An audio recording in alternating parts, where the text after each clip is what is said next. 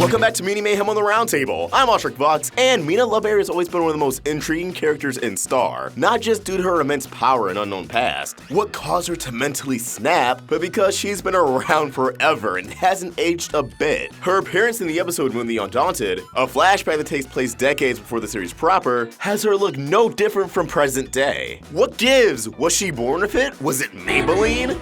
So many questions! Now we saw that Meteora was actually able to live a lot longer than she probably should due to her sucking the youth out of students at Snodgras. Was Mina indulging in a similar practice? Well, not quite. Thanks to Star's Book of Spells, available in stores now, we have been given proper insight on Mina Loveberry's origins, and she's been alive for hundreds of years. This information comes from Solaria the Monster Carver's chapter. Now, Queen Solaria, mother of Eclipse the Butterfly, was the biggest contributor to the Mumin Monster War, believing the other queens lacked what it took to eradicate monsters once and for all. She crafted many powerful spells to further her cause. During the war, Solaria realized the Mumin army's current state wasn't suited for the onslaught they received, but she found a remedy to the situation. Solaria discovered that a combination of 3 spells, lost to time along the previous queens, could transform her Mumins into a state beyond the current army. Solaria would then go on to find pieces of these spells, locking herself away for hours to develop them further into something concrete. But like all experiments, they needed a test subject. Solaria's test subject being what she describes as a willing peasant volunteer. We know this peasant as Mina Loveberry. These spells were a 3-stage process called the Solarian Metamorphosis, consisting of Bear, or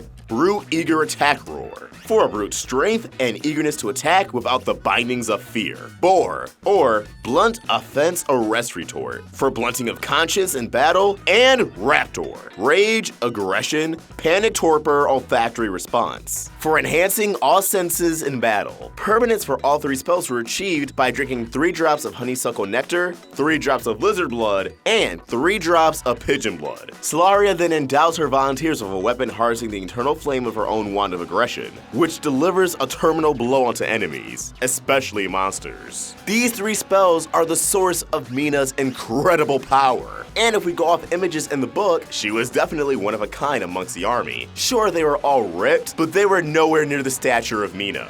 We can make the assumption because she was the first volunteer of magical experimentation, not only does Solaria state she's her most trusted Solarian, but assumably, the effects weren't all too stable at the time. This led to Mina's seemingly immortal status. As, in Solaria's own words, may she live as long as fate allows. This is why Mina behaves the way she does. The spells were, well, permanent. She lacks fear, consciousness in battle, and all of her senses were enhanced. I'm assuming not only because she was unstable, but because the Mumin Monster War raged on for so long and she never tapped out of it, her mind became broken. She became more and more desensitized. She's not all the way there mentally. And this adds a tragic layer to Mina's character. But maybe if spells created this iteration of her life, Star, Moon, or Eclipse could create a spell to cure her, and we could get a happy ending. Or maybe not. I just have a soft spot for crazy characters who are actually broken, like the Ice King or Old Man McGucket. Well, Mina, when it comes to modern cartoons, I guess you complete that trio.